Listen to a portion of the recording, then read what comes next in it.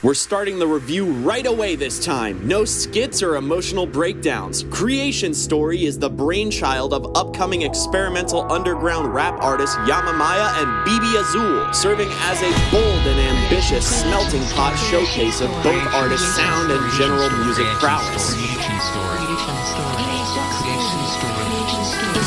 Like everyone forgot about me. Yeah, roll up in a broke down camper. Walk 3 in a dirty ass hamper. 04 frat ball down shorts. I be hanging on my ass and we looking like Sam. Debut projects like this are always such a massive undertaking for artists, so I'm always willing to give a little more extra leeway to creators I like, especially when they put something together like this. But at the expense of burying the lead here, I really didn't need to do that for this album. Creation Story is not only a jam, but also an absolute breath of fresh air for the underground scene, and I can't wait to talk about why. Ambitious. Breath of fresh air. I've never heard of these guys in my life. Come on, man. Why you gotta be a hater? I'm not hating, I'm just being real, man. That funeral guy you told me about actually had some traction. What's this Azul guy done? What's this Azul guy done? Are you crazy? bbyazul is a widely respected producer in the underground music scene, working tightly with artists such as Heartstop Miami, Mental, Dollywood, and even that funeral guy, as you put it. I haven't heard of any of those guys either. Man, you're just not in with the crowd like I am. In with the crowd? You barely go outside. bbyazul has an extremely rich, inspired, and pronounced production style, taking heavy inspiration from, like, stuff in his life or whatever. Stuff like this. Oh, and this. That was a close call. They have a baby mustard. A lot of the singles before Creation Story don't cover much lyrically aside from murder bars, but hey, look, I'm a funeral fan, so I can't really complain. That being said, y'all been sleeping on bbyazul like some fucking newborns. Stop sleeping on bbyazul, bitches. Ain't that time. even in these early singles, you can really see one of bbyazul's biggest strengths, and that's his unconventional yet nuanced and infectious lyrical style. I love the way Azul manages to craft almost a soft narrative through his lyrics in a lot of his songs. This dude's pen can get so vivid, and I absolutely love it. There's always an image in the lines, like tossing a bitch through his awning in Oddly, or in Unthinkable with the red sock soaked from a shot leg. This fucking, like, bald, like, fucking, like, dude, like, was, like, messing with him type shit. My bro and he's like, he found a way to call me. You know, My girl live overseas, she found a way to call me. ballin'. Niggas talking tough and now we brawling. I'm ballin', I'm beefing with a nigga if he ballin'. Pack up an 8-ball like I'm Spalding. You scanned at your money, that's your fault, nigga. In fact, I think Unthinkable especially is a breakout track for bbyazul's style. The unconventional instrumental side really leans into that Hylix and Earthbound inspired stuff with those vocal samples. You just get this great buildup and boom, switch up, and the vocals come in chopping through the samples with like a hi-hat pattern and shit and this heavy bass, and you're like, whoa, dude. This is heavy. It's super aggressive with the bass and drums, and the way they mix with the low-pitched vocal chop is just perfect. The vocals themselves are just mixed wonderfully. bbyazul has this way with vocal enunciation that makes him sound sharp yet deliberate and graceful within the intensity of his own backing tracks. You see this trend a lot more pronounced in Comedy Night, a much more subdued and melodic take on his formula, with an accompanying jazzy piano track to set the stage for tonight's Laugh Fest. For me, it has a little trouble hooking, but it really clicks after the 25-second mark. I like the imagery and atmosphere it creates. It feels as though I'm in some hipster cafe with this guy in the back rattling off about putting people on t-shirts and other various conniving and diabolical schemes.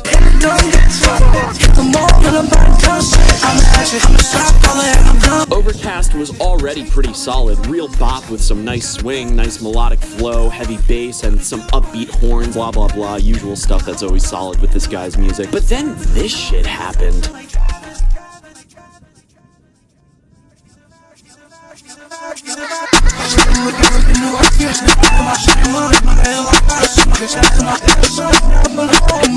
Kill all sons of bitches.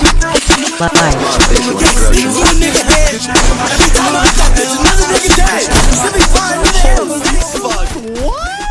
The beat shifts in reverse verse, and with it, so does the tone of the entire song. This dude starts screaming on the mic at the top of his lungs like he's fighting for his life. I swear I can hear the veins on his neck popping with how perfectly strained the yelling is. King Von would fucking piss himself and faint if he heard a bar off this song. Oddly is great too. Real compact little jam that relies on a single flow that only switches up once midway, and a simple 808 dominating backing track with extra sprinkles of instrumentation once the intensity kicks up. You really get into the groove of this one. Flow hooks you quick and swings through your ears before climaxing and dropping off without overstaying its welcome. I mean, come on, after hearing all that, it's impossible for anyone to say that bbyazul doesn't have an absolutely stacked catalog of music, as well as a defined sound and style even before the release of Creation's story. Well, am I, like, supposed to say something to that, or? I mean, I guess, you know, like, what do you think? I don't know. I guess it's cool that he's made beats for a lot of people. His songs sound different. You know, they're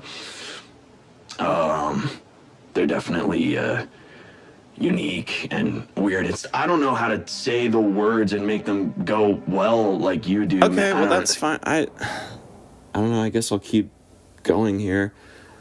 Well, Yamamaya is on the album as well, and they also make some really cool stuff. I have no idea who that is either. All right, well, lucky for you, you can actually read up about them on their website, the official site. It says right here, launched in May of 2023, the Yamamaya project began as a sister project to Inkayo, which I felt was straying further and further from its roots in hip-hop. Yamamaya serves as a love letter to the underground rap and vaporware music I grew up on, along with a way to showcase my love for cosplay, cartoons, and poetry. Inkayo? Yeah, that's their other music project, it seems. Yeah, it says here, launched in April 2020, Inkayo served as my only musical project before I began the Hachimu rebrand, initially starting off reflective of the digicore scene that I was so enamored with at the time.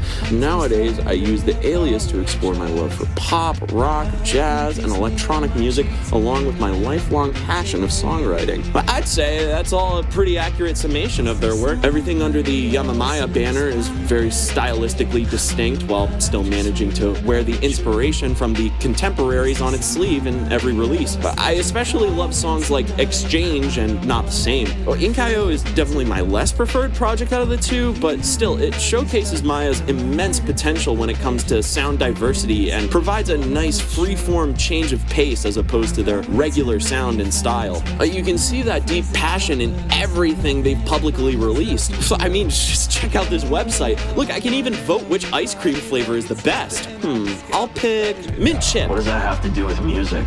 It's fucking ice cream, dude. How do you find a way to be so negative about literally anything? I didn't mean to. You know, man, the vibe is mad off. I'm just gonna get out of here. Is that fine? Sure, I guess. All right, well, I'm going to Gray's. I'll catch you later. Don't be back too late. Whatever. Tonight I wanna hold you, but maybe just hold myself, cause my heart's telling me I need you, but I really need help. Sorry for I just don't know what's up with you lately, Red. You don't like me making my videos. You do want me making my videos. You don't want me hanging out around Gray. You're magically okay with it the next day. Am I being too harsh on you? Does it even matter if I am? I mean, you're just some guy I made up in my head when I was 15, but... And what about Gray, too? I mean, he's nice to me, but I get this weird energy from him. Like, there's always a bunch of things that he knows but just won't tell me for some reason. Why does everyone do this shit to me? It's like I'm 6 years old and all the grown-ups around me are trying their hardest not to say sex or cuss words in front of me. I'm 20 years old! I know what curse words and sex are! I mean, what? You guys think I'm crazy? No, I am crazy. I literally talk to myself. Still, though, you think I'm too immature to handle what you're not telling me? Or if I found out I'd be moody and emotional and unregulated and unreasonable. I gotta stop spiraling. I don't want to make myself hate everyone in my life again.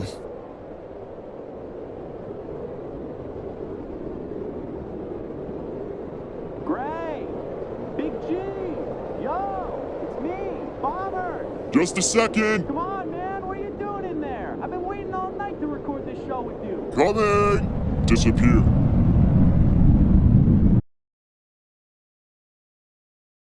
Creation Story is the debut project from bbyazul and Yamamaya, a collaboration that started as a few shared ideas in Discord calls and slowly became the most important body of work either of us have made to date. This album came out of a year of obsessive effort, late-night file swaps, hundreds of messages, and endless 6-hour drives just to work in person together. We scrapped the sonic concept twice before finally finding the sound that felt like us.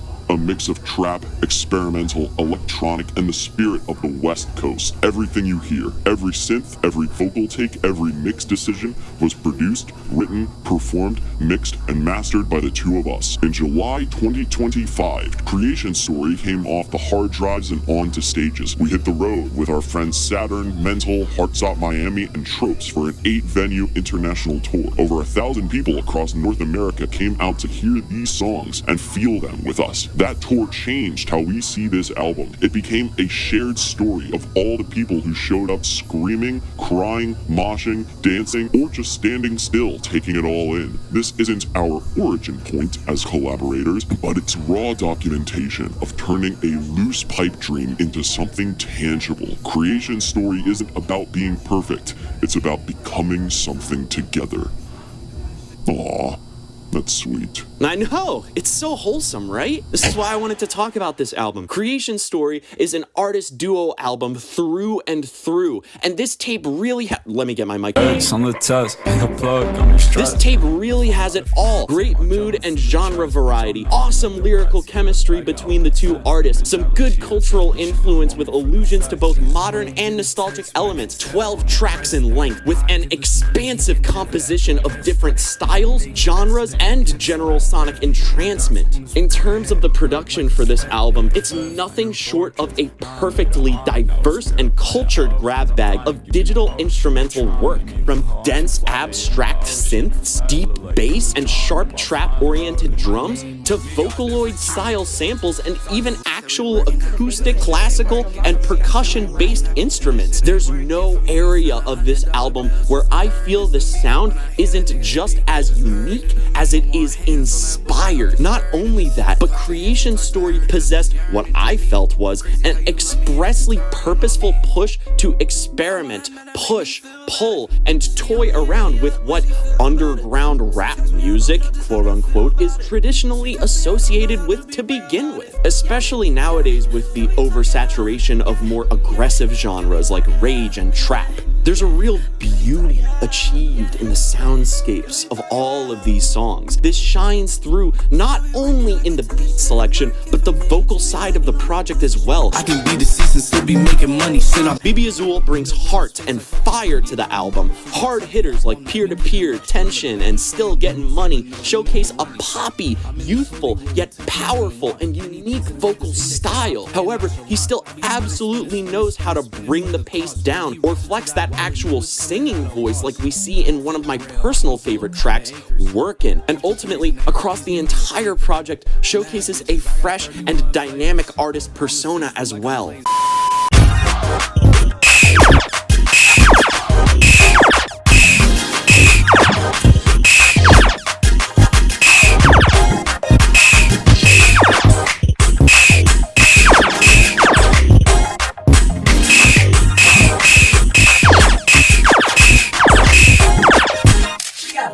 I can smooth talk, but I can't make you change your name. In contrast, you could say that Yamamaya is like the flowing water of this production, reinforcing the underlying spirit and message you could say the album is attempting to push or embody. The way her more subdued and relaxed yet equally poignant and characterized lyrics contrast with Azul's sharp delivery is perfect. In addition, Maya is able to keep pace with an equally fun selection of rhythmic bars bars with quirky, quick-witted lines. Much like the instrumental aspects of this album, there's not a bar, hook, or verse in here that feels much like anything I see coming out of the scene regularly. And that's even after a year of this album being out on the market. There's an intense passion, yet equal emotional honesty in every single drop. And it shines through in a complete package that's infectiously catchy, inspiringly sweet, and practically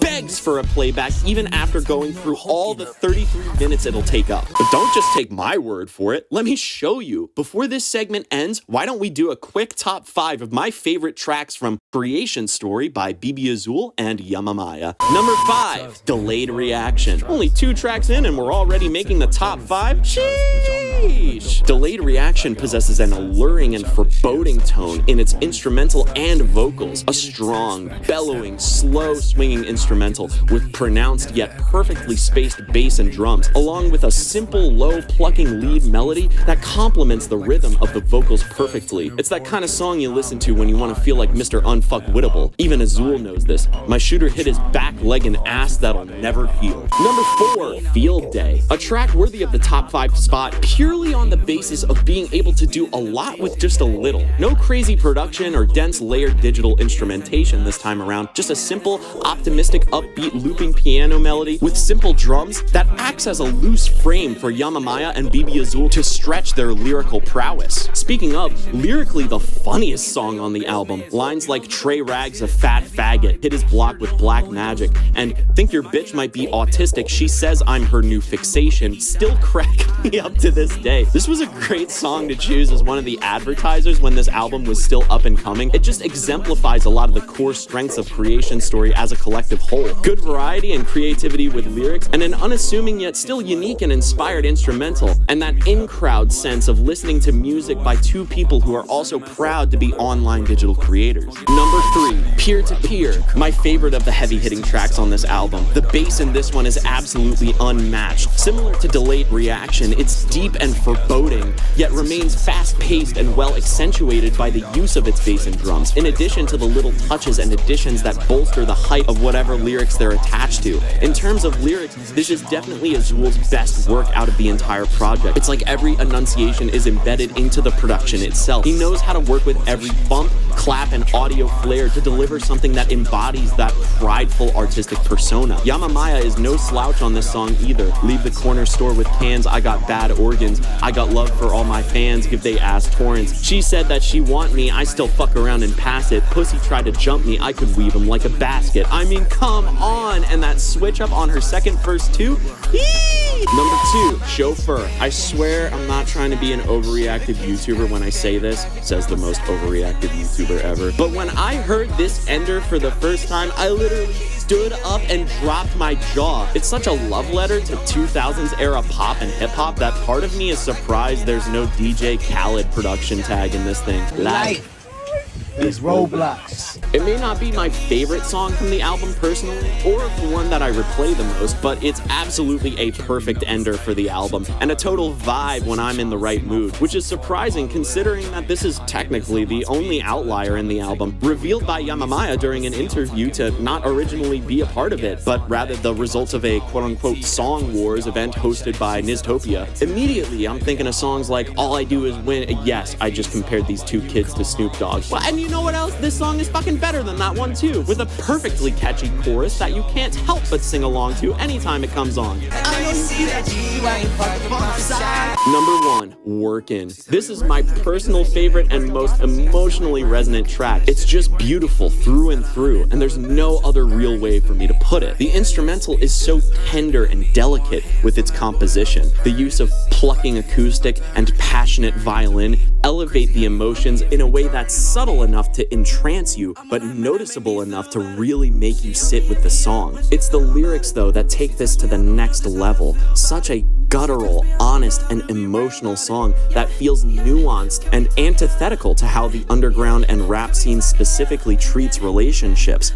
countless lines in here that I feel like anyone who's dated in my generation can relate to, but so many artists would be scared to commit to because it would ruin their "I'm too cool and ironic to do emotions" image. I don't think it's funny at all when Azul says things like, "She only hit me up when she feel better. She texts me, I don't know how to feel about it. She texts me, I don't know how to be real about it." Or, "She said we working. I can tell that shit ain't working for me. She be liking all my posts. Yeah, she be lurking on me. Walk in my closet. Then she said, just put a Birkin on me. This shit be just a burden on me. The money just a sermon to me." Neither do I think it's funny when Yamamaya says things like, "I'm off these drugs. I'm trying to kill myself. Sick of making money. I need to fulfill myself." Or, "I'm trying to be the man I'm determined to be. All these fake friends are disturbing to me. I'm trying to be the man I'm determined to be. All these fake friends is disturbing to me."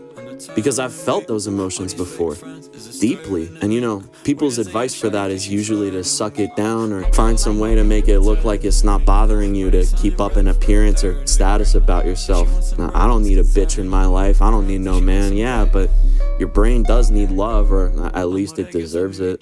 It's confusing and it makes no sense. People are confusing and they make no sense. And they also just so happen to not know what the fuck they want most of the time either. Even if a relationship was as simple as just being with someone who likes the same color as you, and you would still have problems. Like, okay, cool, we both like red, but do we like it for the same reasons? Do we enjoy the same shades of red? Do we both feel like red represents the same things? Scientifically, emotionally, spiritually, whatever the hell. Do we like the same kinds of things being red, or do we like different things being red? Does any of it matter? If it does matter enough, I don't know, could we make compromises so that it could still work despite whatever differences come out? Then beyond that, sometimes you could be the best red there is in the entire world. It doesn't matter if you're chasing after someone whose favorite color winds up being blue. We all want love and happiness, but that means different things to so many different people. So it's hard to swim through that sea and find someone who connects with your language.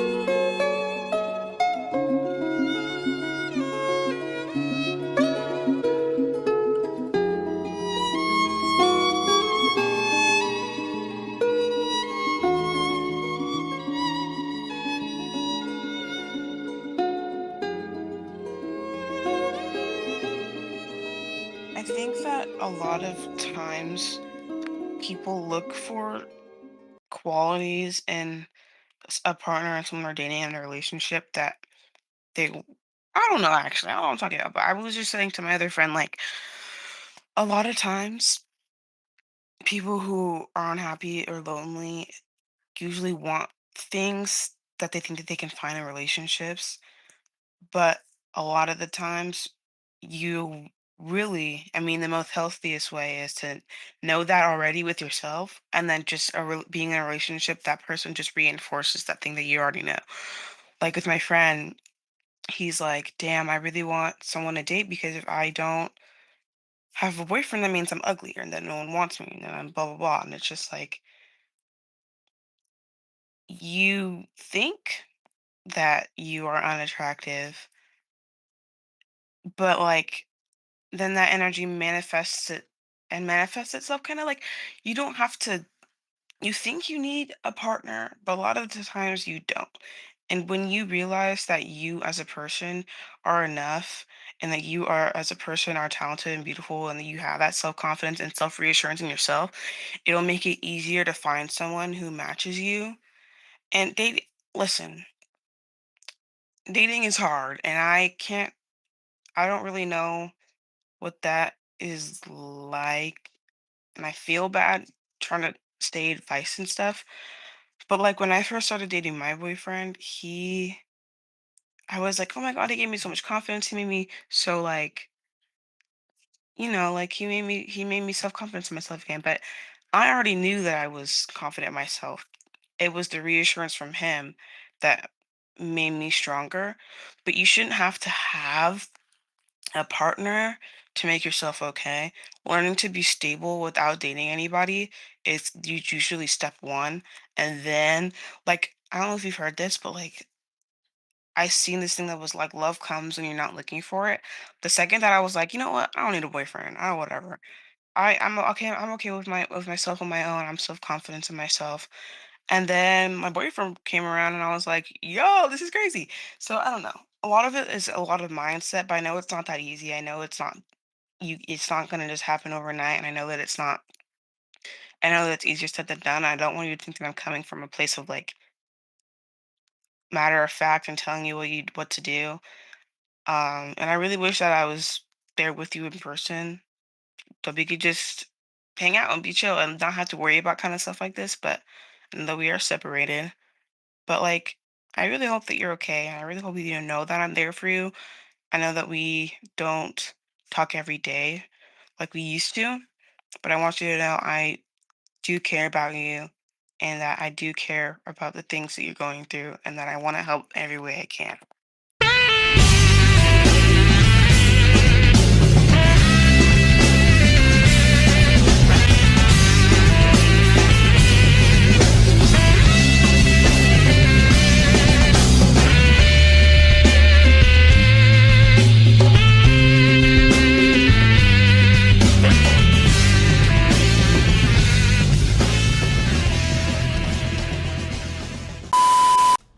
How did I start making music? Okay, so when I was about 11, I used to get these, I believe, Sean Wasabi videos in my YouTube recommendations, and it was like him pressing all the fucking buttons, and it would light up. And it was like super impressive to me. I always thought as a kid that making music was like playing a rhythm game. Especially my parents had me enrolled within guitar lessons at the time, and I fucking hated practicing. So I was like, okay, instead of playing the guitar, I could do this thing that's kind of like a video game, and I can make like electronic music. I think I always wanted to make beats. I never really imagined myself as the rapper going into it. I did these things as a child. When I was about 11, my dad bought me a Novation Launchpad. And it came with Ableton. It came with a copy of Ableton Live, and I would play on Ableton Live, play on it. I made some stuff with loops. I felt a little bit accomplished. There should be a video of me somewhere. It's probably either been privated or taken down, but it's me being 11, and making beats with loops and shit. I had pressed a button in Ableton that had remapped a fuck ton of the buttons to like super relevant things. Like the majority of the buttons didn't work anymore, and I didn't care to figure it out. I didn't know what happened. I was 11, instead of running into this issue and trying to figure it out, I could have just went downstairs and played the Wii, and that's what I did. And I relatively fell out of love with it. I'm not sure when FL Studio came into my life, but I do distinctly remember. Fuck.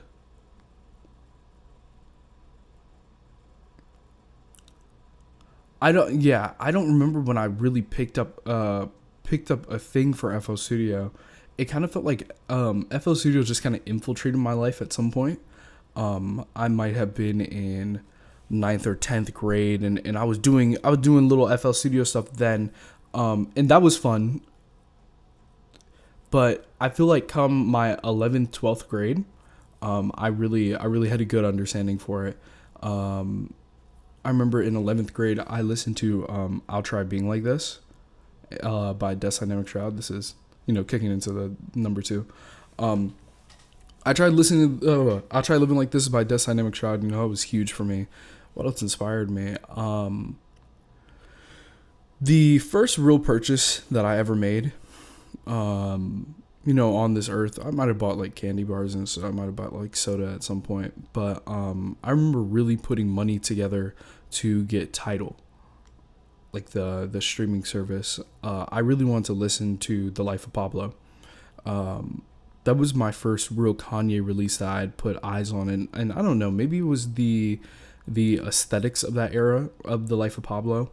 Maybe it was the hype, maybe it was the Pablo tour. Something about that album just gripped the fuck out of me even before it was out. and I put real money away. At that time, I might have been in 8th or ninth grade. I put real money away to listen to it on Tidal, and when it came out on Tidal, I was blown away. You know, I probably would have been more blown away if I listened to like Yeezus era stuff. I never went back and listened to any of the older Kanye stuff at that time, and I didn't really grow up with like graduation era Kanye regardless. Rap wasn't crazy played within my household. I primarily grew up listening to my dad's playlist, which was funk music, a lot of funk music, a lot of jazz music. Every now and then we'd get in some like bossa nova, stuff like that. But I grew up on like Gap Band and Earth, Wind and Fire and like Zapp and Roger, Ohio Players, Funkadelics. Like, rap got played within the house, but it never really got played within the house. What else would I say really inspired me? Vaporwave in general. When I had started producing, I wanted to become a vaporwave guy. There is a YouTuber named Pad Chennington, who really pushed for me to move back into the scene. Vaporwave was always something that I had my eyes on and I was interested in, but it felt like one of those things I would spin back to, every year. Every year I'd give it a serious listen, and then I'd pivot away from it, and I'd spin back to it. And, I'd be kind of stuck in that cycle. But Pad really made that a thing to where like I consistently wanted to check out vaporwave. It wasn't a cycle anymore. It was part of my rotation. What do you hope your sound brings to people? What do you hope to achieve with your sound? Achieve. I feel as if probably for various like racist reasons or like Jim Crow era like views of black people, that I think that people like to box rap in a lot.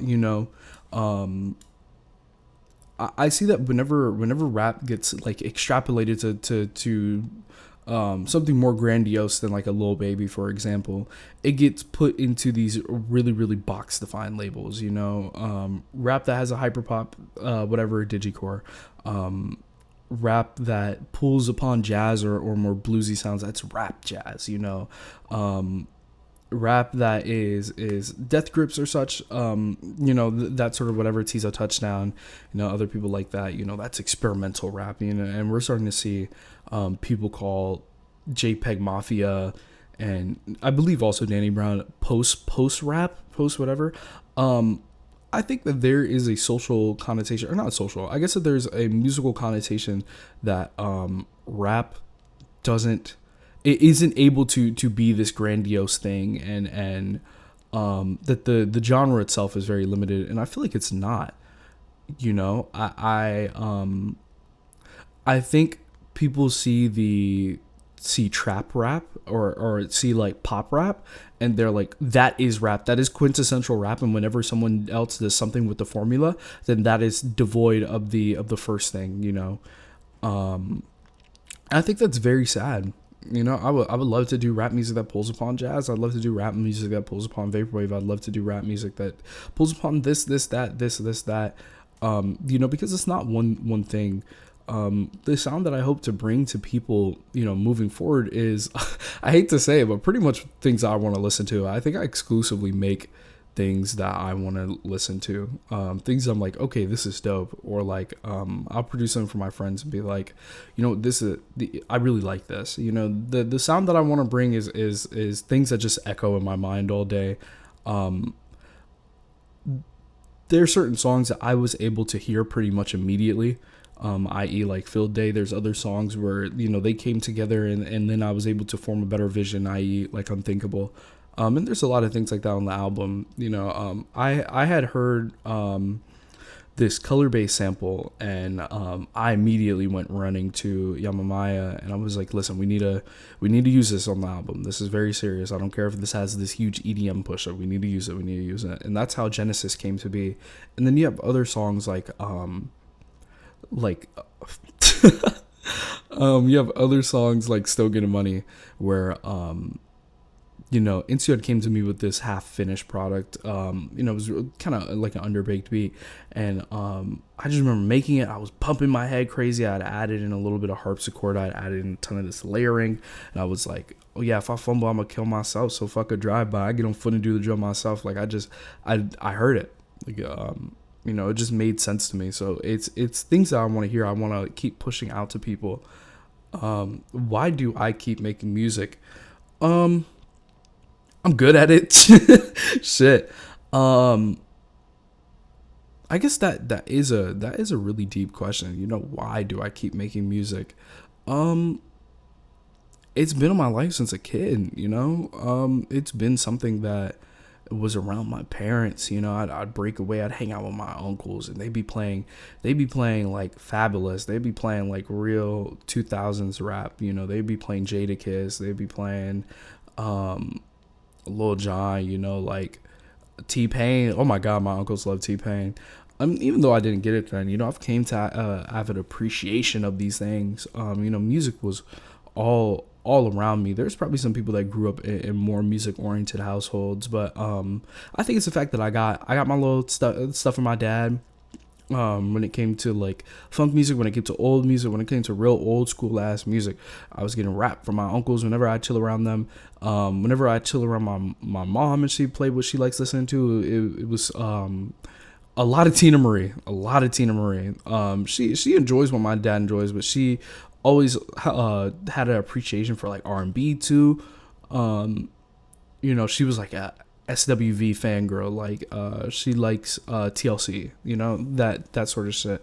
And then whenever I get around my friends, especially at this point in life, that I'm referencing, it Kendrick Lamar, Good Kid, Mad City, it was Chief Keef, it was these different people. It's been around me. It's rewarding.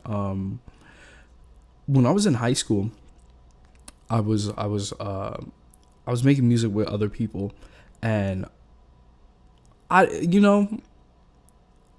don't hate upon these people. I feel like it would be bad to hate upon these people. But I feel like it takes a certain mind to really make it within this music shit. Unless, a label picks you up and decides to do something with you. It really takes a certain brain or know-withal to know, this is corny, this isn't corny. I should chase this trend. I should reiterate this trend. I shouldn't touch this trend with a 20-foot pole. And I feel like I've always had that self-awareness, and I feel suited to do this. I feel very, very suited to do this, and it feels right. And I feel like that's more important than making good music, is if it feels right. I'm not gonna hate upon anyone. I'm not gonna hate upon any producer, any rapper. But I know for me, it felt right, and I'm really staking real life shit upon making sure that this can go right, because I love it. What's my fact to cap ratio on my lyrics? I'm capping about a lot. I go on the range pretty often, I've never been a big gun enthusiast, but I'm gonna lie. I'd be lying if I say I don't know how many guns kick in my hand or against my shoulder. I go to the range pretty often. I'm not out here shooting people. I'm not out here moving drugs. Never been either. But I think the thing is that it comes to rap, and people would rather hear you rap some shit that you're not doing in a slick way. Than not. And that's one of the things that I personally think I semi-struggled with on Creation Story, but have gotten better with, is, a lot of my singles are just like pure murder bars. It's I shoot this guy, I shoot that guy, I fuck that bitch, I do that. And I feel like Creation Story, I spent a lot of that time really honing in, bars that if it's a murder bar, it's something slick. It's you know, like I crack a couple heads and find the yolk in it. You know, hold on, let me you know, you can probably include other examples here. This is a song off the bonus, which, you know, but I got big strings in a brass band, I don't need the trap. You know, there's ways to make murder bars that aren't purely like, oh, this is murder, or this is, you know, I'm moving drugs, or like, you know, I think that's what I want to do, is bring slick shit in a slick way. You know, some things you might have to think about, some things you might know immediately. There's a lot of video game bars in here, especially from Yamaya's side. That nigga is twisted with lyrics, but they've inspired me heavily to move away from murder bars, or you know, make my lines more clever. I've been listening to a lot of Celestephone recently, from San Francisco. You know, shout out Celestephone, and that nigga's pen is so damn cryptic. And I appreciate it. You know, I come back from Intio's verse, I come back from Celestephone verses, really feeling like, damn, I gotta read more.